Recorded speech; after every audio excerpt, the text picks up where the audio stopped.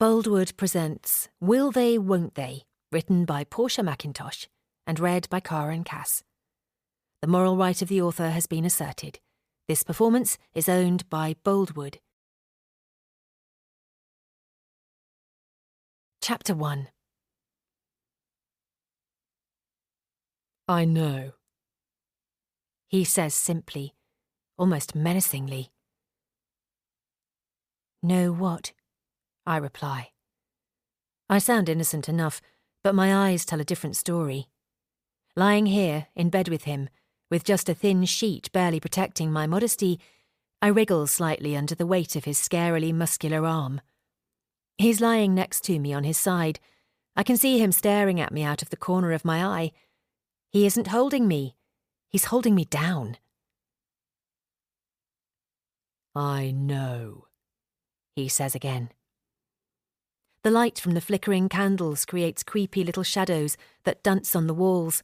It's distracting, watching them, my eyes playing tricks on me as I try to make sense of the shapes.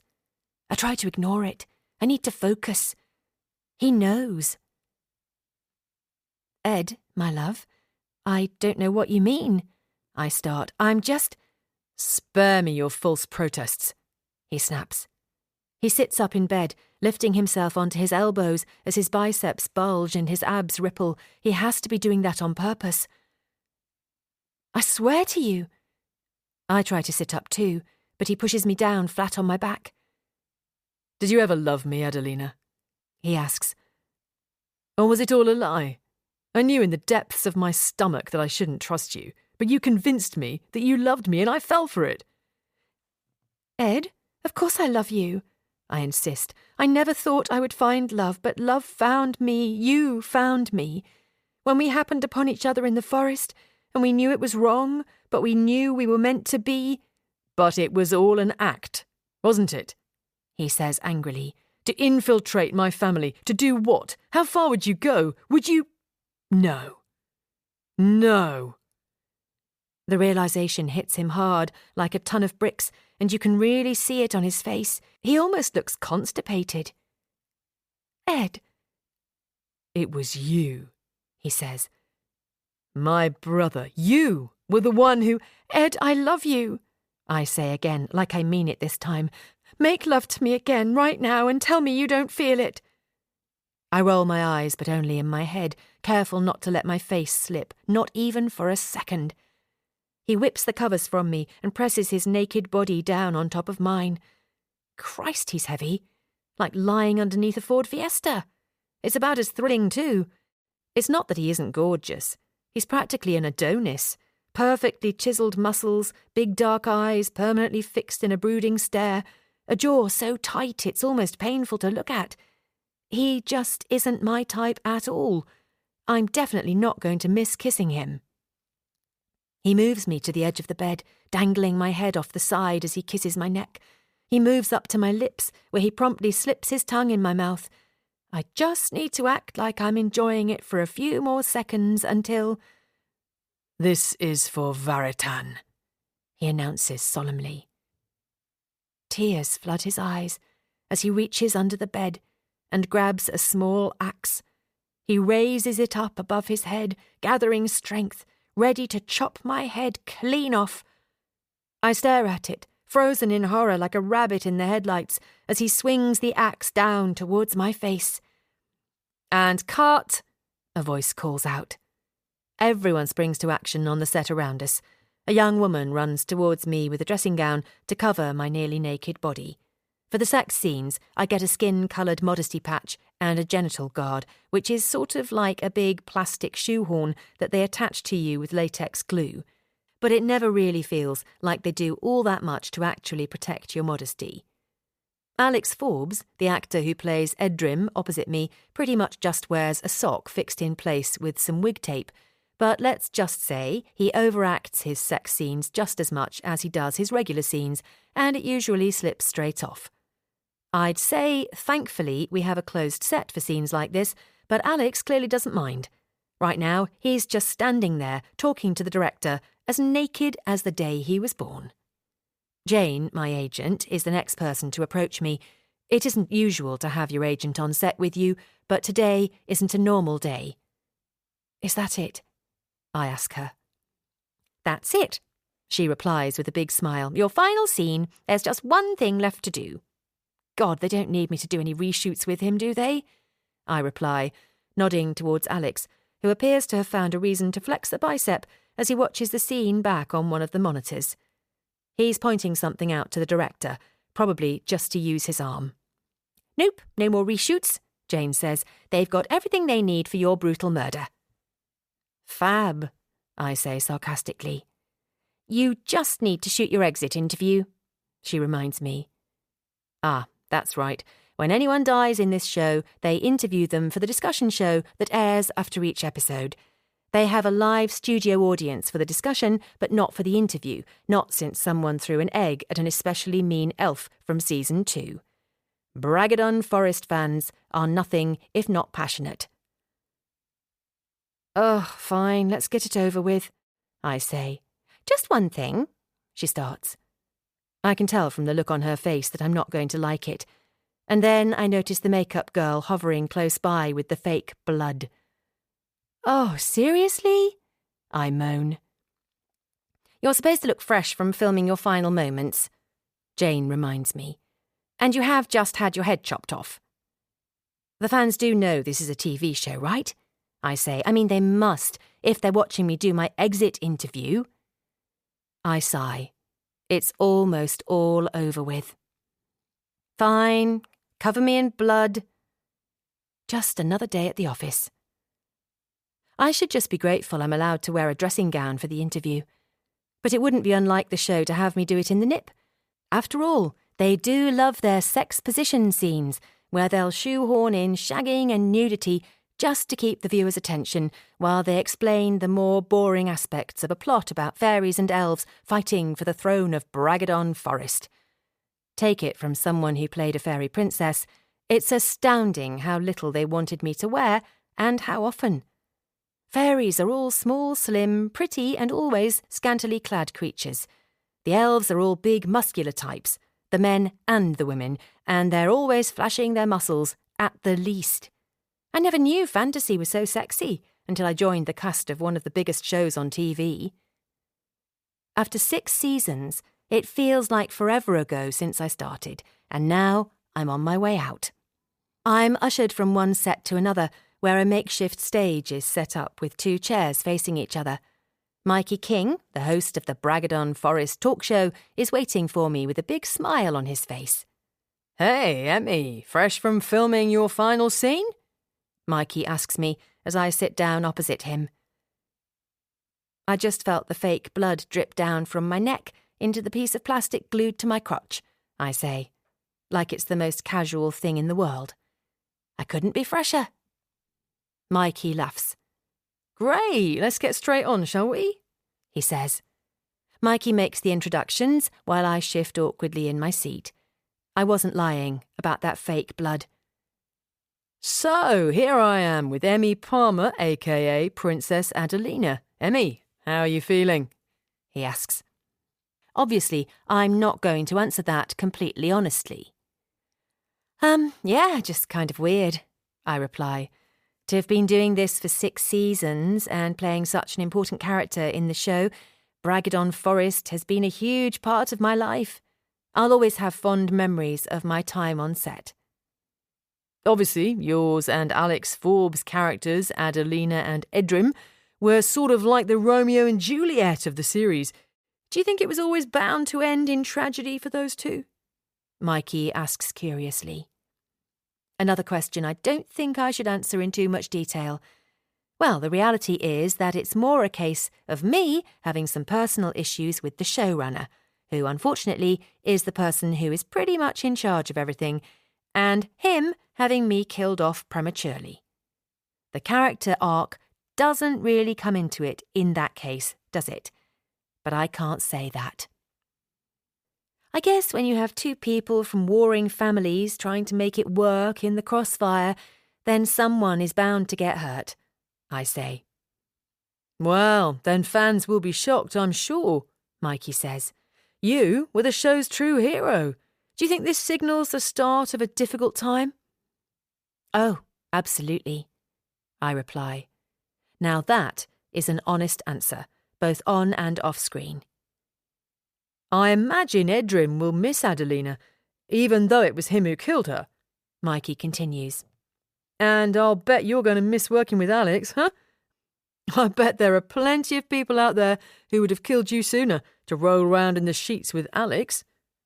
Mikey laughs. I cringe a little but smile politely. I can't let my game face slip yet. Oh, those scenes are nowhere near as sexy to shoot as they appear when you watch them back, I insist. They're so carefully choreographed and, to be honest, more like exercise than anything else. My core has never been stronger. Mikey laughs that same laugh again, right on cue. Sometimes I get this feeling we're all just wearing our game faces, going through the motions. I guess the question on everyone's lips is this. What is next for Emmy Palmer? Mikey asks finally. I smile as I stall for time, searching my brain for a few words to throw together, but the truth is that I don't know. I have absolutely no idea what I'm going to do now. Chapter 2. There are two types of northerners, those who think London is amazing and those who think it's a shithole. My uncle, for example, always talks about how he'll only be happy when we hack England off just below Sheffield and send the rest of them off to France. I don't think it's a trait exclusive to Yorkshire men or even northerners. It seems as though lots of people outside London think it's the polluted, rat-infested, overrun heart of capitalism where people in the street wouldn't pee on you if you were on fire, never mind say hello. Not like up north, where by the time you've tipped your flat cap to someone, they've already folded your ironing and popped an apple pie in your oven, obviously. The people who are not like my uncle are more like me, the kind of person who sees London as a city of opportunity. I'm not saying nothing else happens anywhere else ever, but when you grow up in a small coastal town in Yorkshire, dreaming of being an actress, you can't aim much higher than Emmerdale if you plan on staying local, so you don't really have much choice but to move, and everything that's anything happens in London. I moved to London right after I finished sixth form, working various jobs here and there until I got my first big break, the role of Adelina. I don't think anyone knew at the time just how big the show was going to be, but as shows like Game of Thrones grew in popularity, people's appetite for fantasy grew until our show was huge as well. Of course, the lifestyle appeals to me too. I love the bars, the shops, the tube is incredible. And then there's my apartment. I have a 2-bed, 2-bath duplex in Soho. The front of the building looks quite traditional, boasting huge sash windows that let in tons of light, and on the other side of the building, I have floor-to-ceiling windows and bifolding doors that open out onto my teeny-tiny terrace. The period facade balances Edwardian character with a contemporary approach to light and space, and the ultra-modern interior gives me the best of urban loft living. Maybe I know what I'm talking about, or maybe that's the pitch the sales girl gave me, but the beautiful thing about acting is that if your delivery is right, no one really knows when you're faking it. Well, that's what I like to think, at least, because as good as I may be at pretending, I do often find it hard to hide what I'm feeling if I feel strongly enough about something. God, it's good to be home. After washing off all the fake blood, hopping into my own clothes and having those impossibly heavy, long blonde hair extensions removed, I left the set finally feeling like myself again, whoever that is. I've been playing Adelina for so long now, and the show is so big, I haven't been able to escape it for a minute. I can't even buy milk without someone yelling one of my fake names at me. And by fake names, I mean either Adelina, my character name, or Emmy Palmer, which is actually my stage name. To make a long story short, no two actors can have the same working name, so when you come to register your name, if someone else is already working under that name, you have to come up with something else.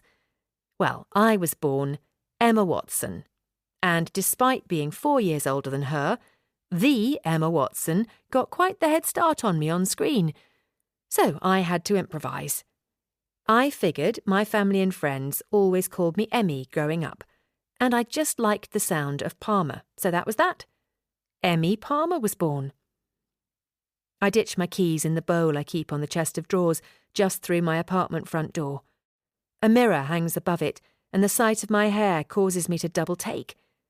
I wear my insanely long blonde hair extensions for extended periods of time, so by the time I have them taken out, I can never quite get over how different I look. I find it fascinating when people crave super long hair because I can never get rid of it quick enough. With my fairy hair gone, I have a stylish blonde lob, just a little bit past shoulder length, and that suits me just fine. I ditched the oversized sunglasses I hid behind on the way home to reveal my tired eyes. I finally feel as though I can relax. I know it sounds like I complain a lot, but it's not all bad. Playing a fairy princess for so many years did buy me this apartment. I kick off my shoes, let my coat fall to the floor, and slip off my jeans, making it look a little bit like I've just vanished into thin air, leaving nothing but a pile of clothes behind. I flop down onto the sofa, letting the large, soft cushions swallow me whole. I close my eyes. It's so quiet here. I can't hear the city outside. Nothing in my apartment is making a noise. The only thing I can hear is the sound of my own breath, which seems to get louder the more I focus on it. And now I'm doing that, my heartbeat has joined the party, thudding in my ears. Suddenly I don't feel so good. My breathing changes. It's as though I'm no longer doing it on autopilot. I'm having to think about each breath, my brain telling my body to take in oxygen and push it out again. As a funny feeling in my stomach kicks in, and I wonder what on earth could be wrong with me, it makes sense all of a sudden. I'm having an anxiety attack. I think now that I'm home, now that I'm me again, now that my crazy world seems to have calmed, the reality of the situation has finally hit me. I no longer work on Bragadon Forest. And without Bragadon Forest, my life feels sort of empty. My agent has been trying for months, ever since I found out I was being killed off, to find me some work, but I've wound up frustratingly typecast after being in a fantasy show for so long. So the good roles aren't exactly coming in thick and fast. As Jane keeps reminding me, the moves I make now will define my career. She says that if I accept the crappy sci-fi and fantasy gigs I'm being offered, that will be it. That's all I'll ever get. I'm not saying I won't accept less than a Marvel movie or to be main cast on the next Netflix drama that makes it big, but I can't imagine spending the rest of my days wearing next to no clothing and getting my head chopped off. I don't want that to be my thing. The peace and quiet is interrupted by my phone ringing. Refusing to get up from my relaxing spot, I dangle my upper body off the sofa and walk my hands a little across the floor, managing to reach my jeans with my little finger, pull them close, and retrieve my phone from the pocket. It's my friend Laura. Laura Jade. Yes, the Laura Jade. The one who hosts You Should Meet, the dating TV show where single contestants meet potential matches on behalf of their single friends. But if they want them for themselves, they can steal them. It's so simple, but it's so explosive every single week. It's amazing how willing people are to ditch their friends for someone hot whom they met half an hour ago. Recently, Laura has been trying to get me to sign up for the celebrity version, but it sounds like my worst nightmare. I'm happy being single, but even if I weren't, a reality TV show is not the way I'd go about finding a meaningful relationship. How is my favourite fairy princess? Laura asks when I finally answer. Everyone who works on the show has to sign a strict confidentiality agreement. Other than my agent, I'm not allowed to tell anyone that I've been killed off. Can't complain? I lie. How are you? Yeah, I'm great. Just finished filming some promos for Celeb YSM, she replies. We've got Fabrizio Napolitano on board. Are you sure I can't tempt you into taking part? Fabrizio Napolitano was one of the winners of Love Island a couple of years ago. You won't be shocked to hear that he didn't stay with his partner for much longer than it took them to bank the prize money, and has been on the romance reality TV circuit ever since.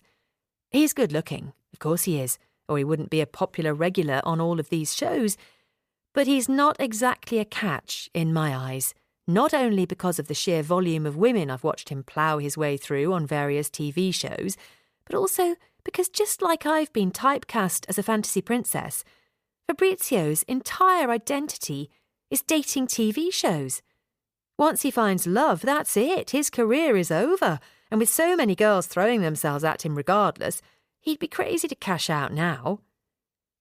Oh, so tempting, I reply sarcastically, but no thanks.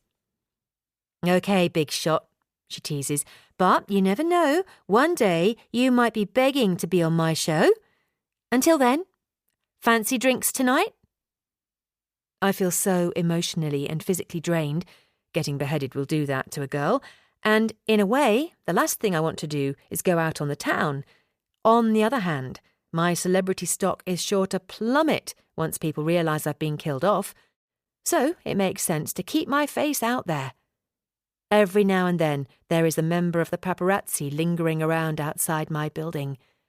I once made the showbiz pages for walking home with 2 takeaway coffees instead of 1, which resulted in the headline, "Does Emmy Palmer have a secret fairy prince?" When in reality, I was only carrying 2 cups because they gave me a free sample of some coffee beans to try at home in my fancy new machine, which I still haven't used. In my line of work, when you're at home and bored during the day, sometimes walking for that takeaway coffee is the only way you'll see signs of life. It's all or nothing. Manic days on set and celebrity parties, or days home alone filled with nothing other than what you can think to fill them with, which for me is shopping and coffee. Sure, why not? I reply. Where did you have in mind? There's a new restaurant, Encounter, throwing a swanky launch party tonight, and we're on the list, she says excitedly. So, go get tarted up. I'll text you the address and I'll see you there, yeah?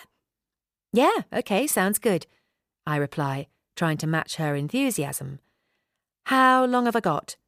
Not long, actually, she replies. I said we'd be there early to pose in some of the promo shots. All exposure is good exposure. But yeah, I'd probably start getting ready now.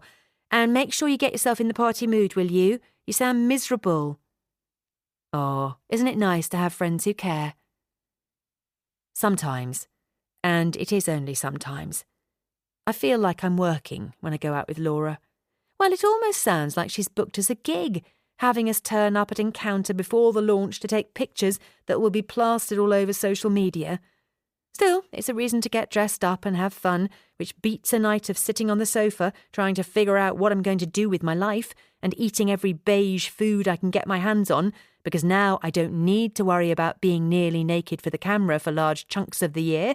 All I can think about is making the most of all the things I've been denying myself for the past 6 seasons. Actually, I can think of no better place to do that than a restaurant. We've no sooner said goodbye, and I've dragged myself to my bathroom, when I hear my phone ringing again. I dash back to the coffee table where I left it. Hello? I say, after answering the number I don't recognise. Hello, it's your Amazon delivery. I'm knocking on the door, but no one is in. A voice on the other end of the phone says. You're at my door, I say. Yeah, with the green garden gate, he replies. I'm confused for about 4 seconds. Oh, right, yes, sorry, I babble. It's a gift for my granddad. Is he not in? No one is answering, but it says I need to see some ID, so I can't just leave it, he explains. My granddad, Tony, is without a doubt my favourite family member. I know you're not supposed to have favourites, but in my family the competition isn't all that stiff. Don't get me wrong, they're my family and I love them all, but Grandad is the only one who gives me absolutely zero hassle. I miss him so much, living in London when he's back home in Yorkshire. I don't get to see him as much as I would like, so the least I can do is make sure he always has plenty of his favourite tipple, Glenmorangie whiskey. Could you leave it with the neighbour? I say, offering my best solution. But I can't help but think about how unusual it is that Grandad isn't home. Sorry, love, I can't. Not if I need to see ID. We can try again tomorrow, he replies.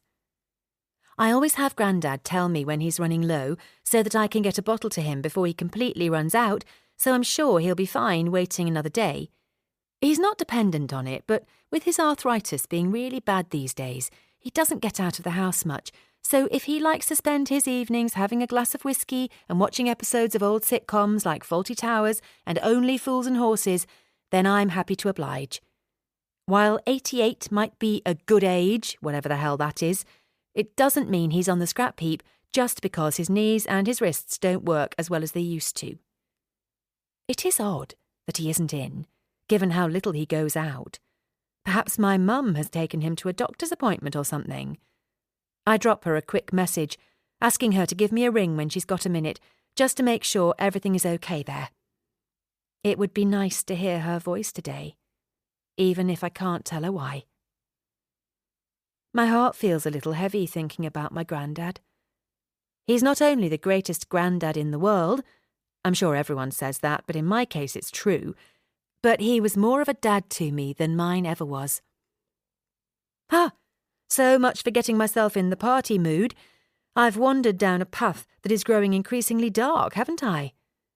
Showering away any remnants of my beheading makes me feel a little better, and as I begin to style my newly shortened hair and paint on my game face, I feel much better and, dare I say it, excited about a night out with Laura.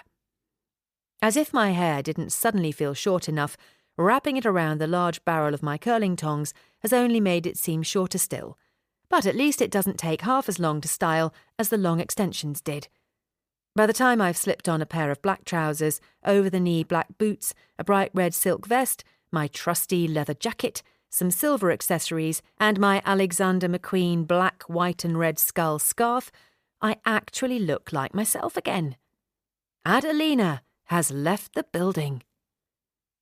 I'll head out into the cold November air, book myself an Uber, and then enjoy my last few moments of calm on the drive there, because these things are usually pretty non-stop all evening. I can't really say why, but I get this sense of something not being quite right the second I step outside my building. My uneasy feeling is soon explained by the paparazzi waiting outside for me. Not one, the usual one, not two, but 5. 5 photographers all shouting my name, trying to take my photo, barking questions at me, but I can't pick one whole question out of the chaos. The explosion of noise makes my ears ring, blocking out almost all other sound, and I feel so overwhelmed by the giant camera lenses, the big dark eyes hiding the photographer behind them, that for a moment my eyes just dart back and forth between them, almost as though I'm posing on autopilot. I might have been doing this job for a while now, but let's face it, I'm not that famous that I should have 5 photographers waiting for me. Something must have happened. Could news have leaked about me being killed off? They wouldn't put that in the news though, would they? A spoiler like that, and the fans would destroy whichever news outlet leaked it. I don't know what else to do other than quickly lift my clutch bag up to hide my face while I fiddle with my door fob, trying to get back inside my building.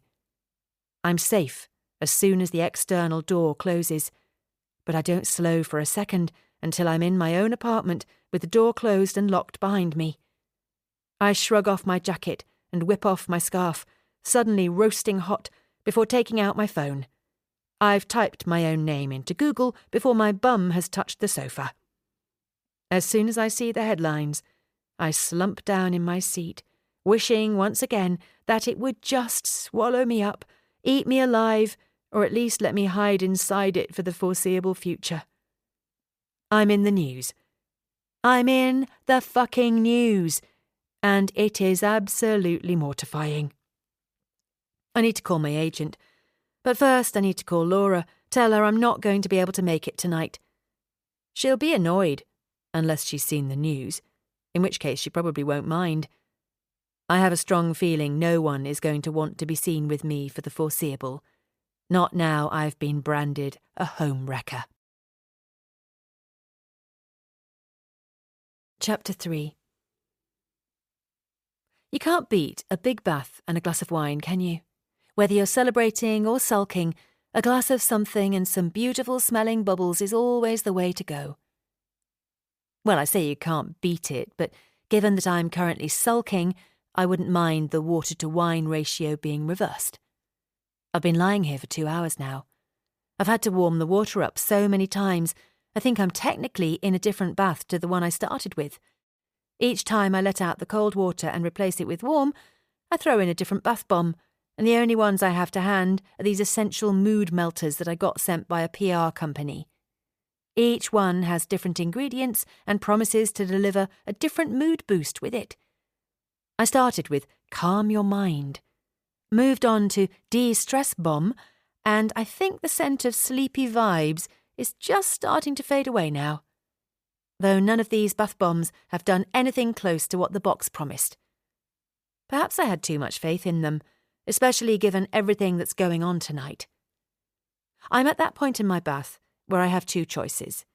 Both my bath and my glass need replenishing, so I could soak in here a while longer, or I could get out and try to sort my life out. But if I do that, then I have to face up to the fact that I am fucked. I'm not prepared to do that yet. Jane says I have to hang in there, that I should keep my head down for a few days and wait for things to blow over while she starts formulating a plan and puts it into action. She says it's all going to be fine. That's easy for her to say. She isn't reading headlines about herself such as, Emmy Palmer has married boss under her spell. Or, Emmy Palmer takes married showrunner to fairyland. Although I'm sure reading lines like, do you think fairy princess Emmy Palmer can foretell her own career's death? Might give her pause for thought. My problems are her problems, and boy, do I have a problem now. I always worried about how the press would handle my abrupt departure from the show. Well, Adelina and Edrim were supposed to be endgame. Everyone knows that. I had hoped that by the time my final episodes had aired that I would already have my next big gig lined up, that I would be able to style it out as personal choice rather than because I was pushed out. Well, so much for that plan. After the story that has hit the news today, nothing gets you killed off a TV show like having an affair with the married showrunner.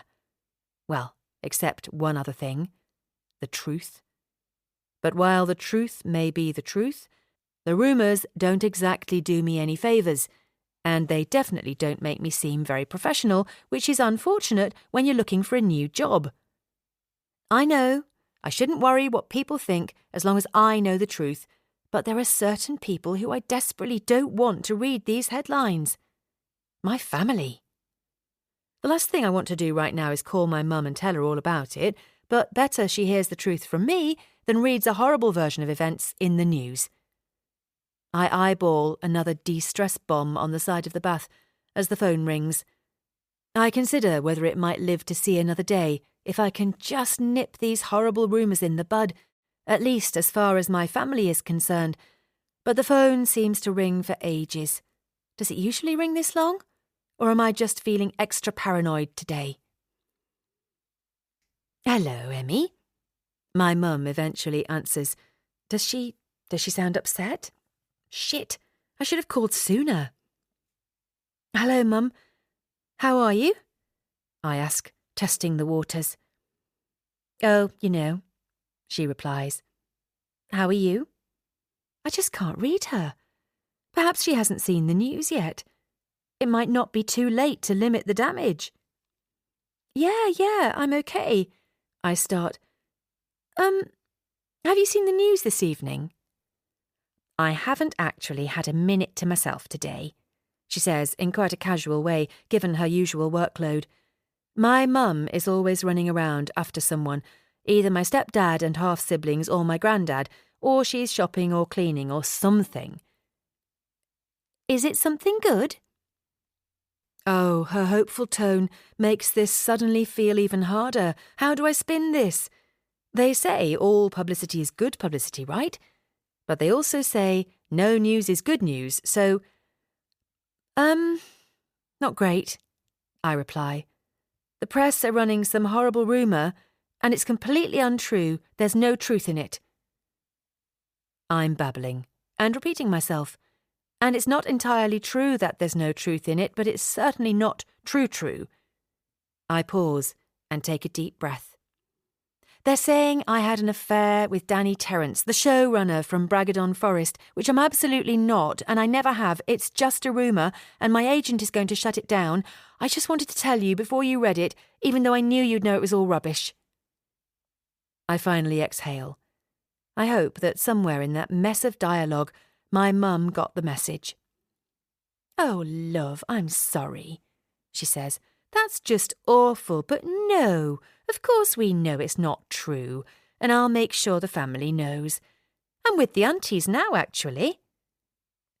The aunties, as we call them in our house, are my mum's older sisters, Vera and Beverly, V and Bev to their friends. They're quite the double act, and almost completely identical, with the exception of V having bright red hair, whereas Bev has gone gracefully grey.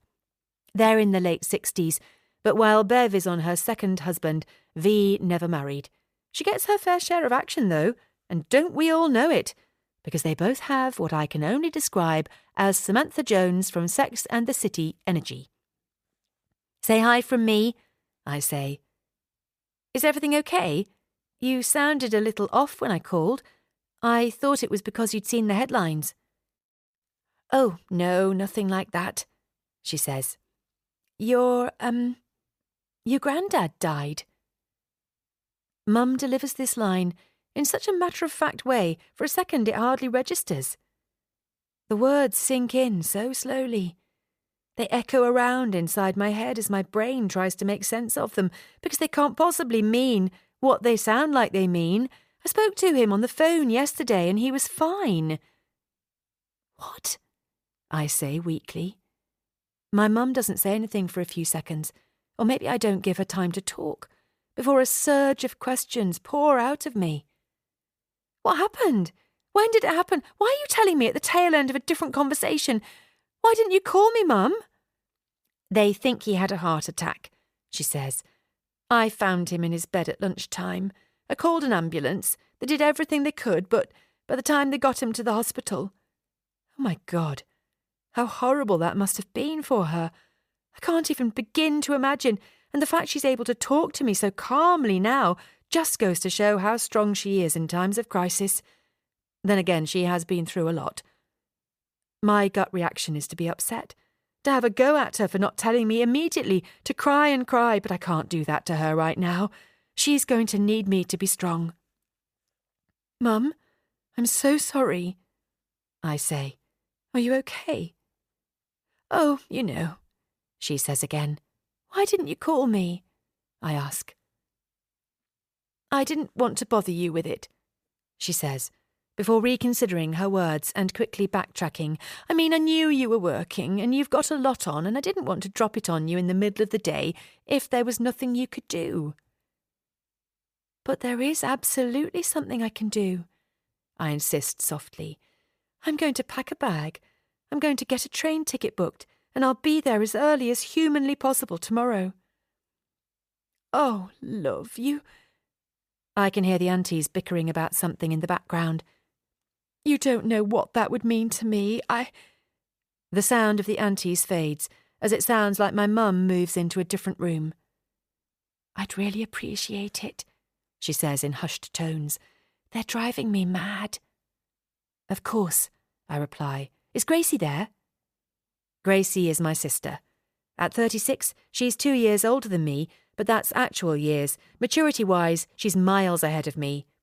She lives down the road from my mum with her husband Carl and their kids, Darcy and Oscar. She's got a family home, a family car, and a family, obviously, which isn't the route I have taken. I can't help but feel like a big kid when I compare myself to her. She has it all figured out. I'm sure she'll be forcefully proactive in helping my mum with whatever needs doing right now, steering her through the motions in a very pragmatic way. But pragmatism isn't all you need at a time like this. She had to go, my mum says rather simply. I suspect there's more to it than that. OK, I reply. We'll get into that later. Well, I'll see you in the morning. OK, darling, she replies. It might do you good to come here for a break, if you've got a lot going on there. Yeah, you're right, I reply. I just wish it were under better circumstances. We can take care of each other. We certainly can, she says with a big sigh. See you tomorrow. It's only the second after I hang up the phone that I allow myself to cry.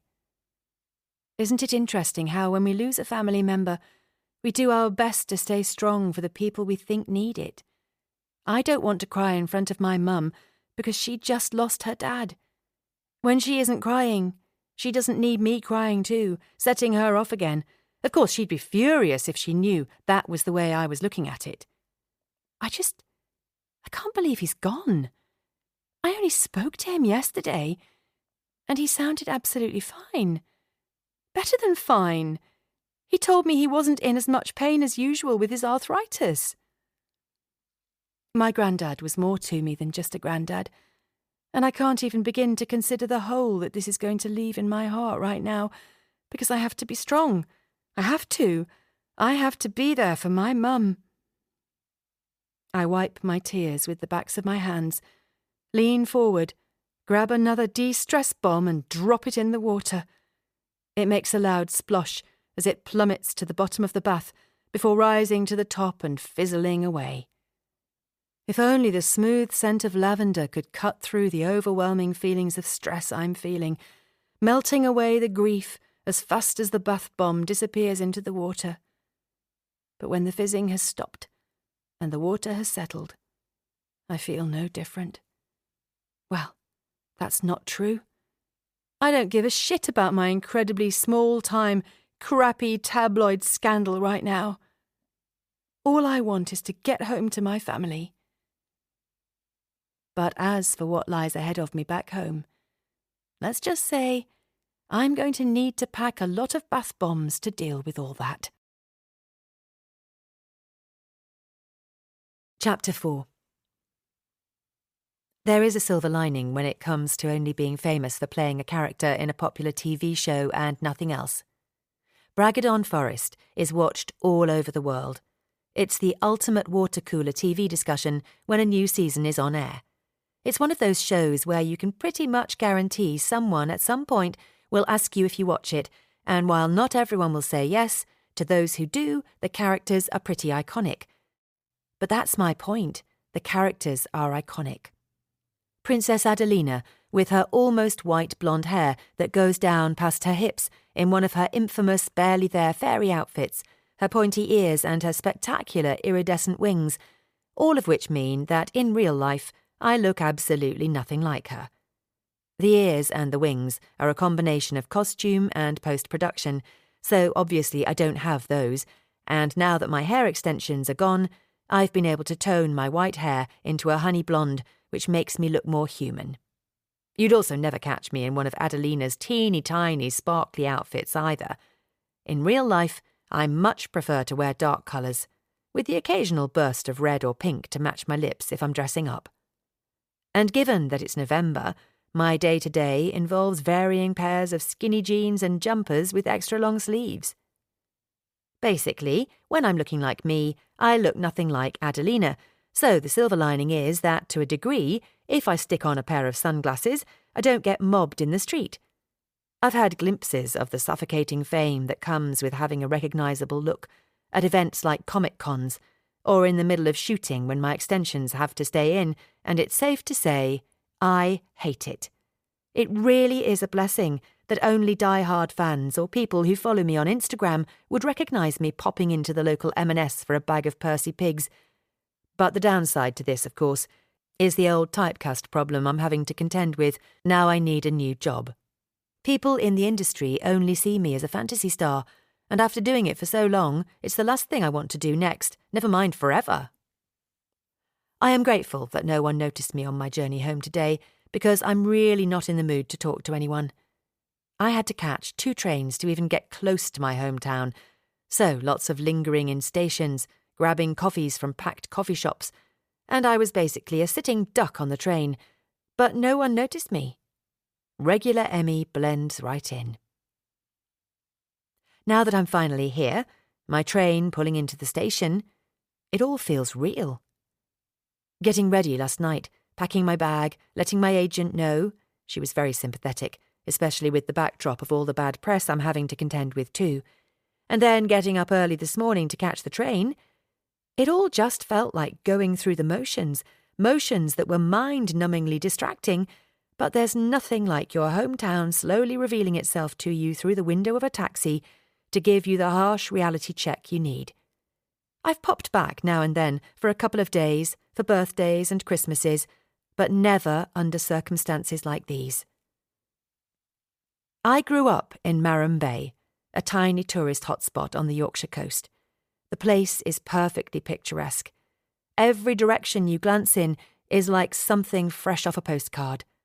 We're famous for a lot of things here in Marham Bay.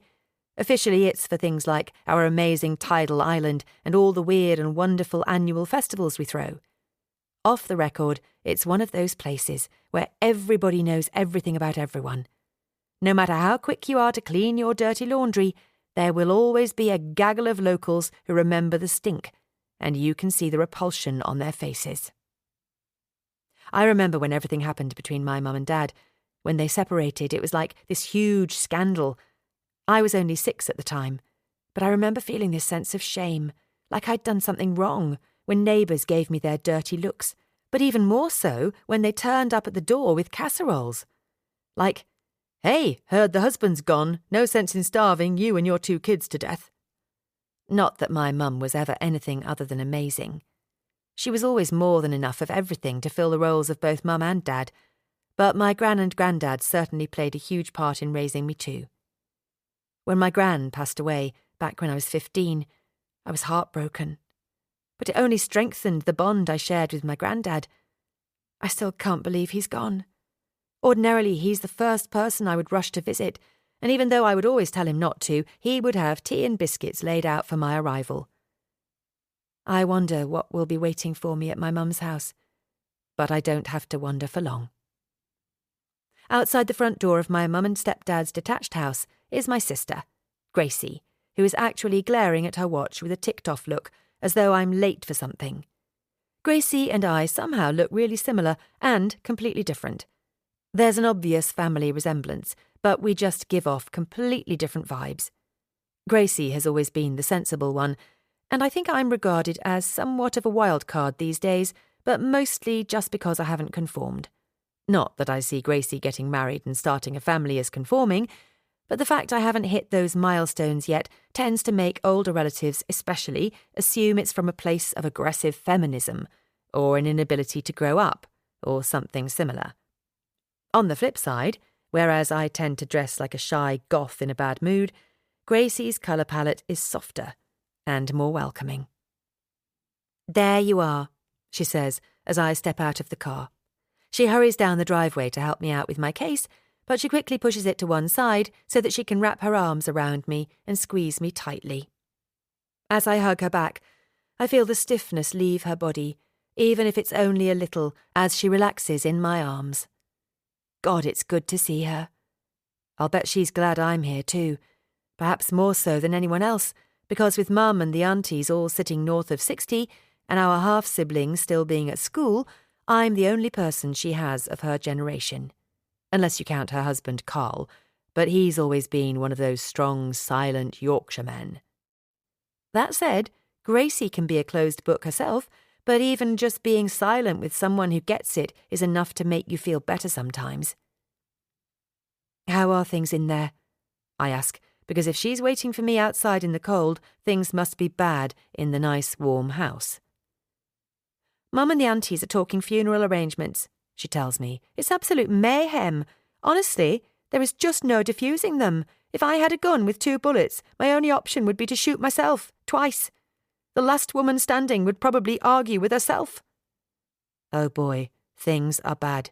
I had a feeling they would be, not just because a death in the family is a difficult time for even the strongest family unit, but because my lot can be kind of chaotic at the best of times. Remember when we had Ernie? Before we had him fixed, if there was another dog on the street who was in season, he would just hunt the air, I say with a laugh, in an attempt to cheer her up.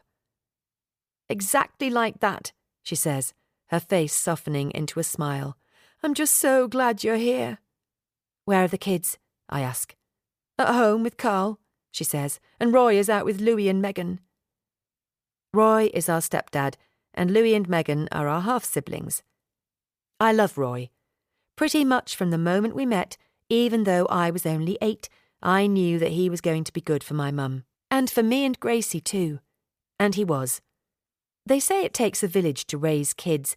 Well, with my dad off the scene, our village was a combination of my mum, Roy, Gran and Grandad, and the aunties. And you know what? It worked. We all turned out just fine. Sadly, my relationship with Louis and Megan isn't what I'd like it to be, which is not only a shame but really annoying, because you would at least think the fact I'm on TV might make them think I'm cool, even if I'm not. They're my mum and Roy's kids, and this is their family home. They're 17 now, and with me moving away over a decade ago, and with the age gap, we never really bonded. Gracie has always been around, so she's developed an enviable relationship with them, just like real siblings, whereas I always feel like they keep me at arm's length. Shall we go inside? I suggest, as the cold November air manages to find its way inside my coat.